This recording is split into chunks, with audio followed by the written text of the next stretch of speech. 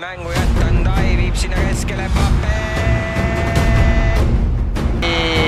Nägib Jacobs selle olukorra lõpuni, viiakse keskele ja sealt on vaja panna ja paneb täiesti jõust. Pape käib pealsega selle palli võrku. Justkui tõmbab kõva vindi sinna peale, aga nii magusalt tabab seda palli ja seal pole väravahil mitte midagi teha ja Senegal saab siit kätte 4. ja Iraak võtab korralikult välja siin MM-finaalturniiri valikut siin hetkel Iraagi värav. Ja mees tuleb, näeb oma esimesed minutid siin tänase mängu väljakul.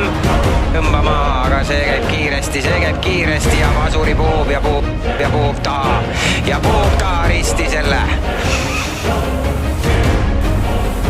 Pape käi siis.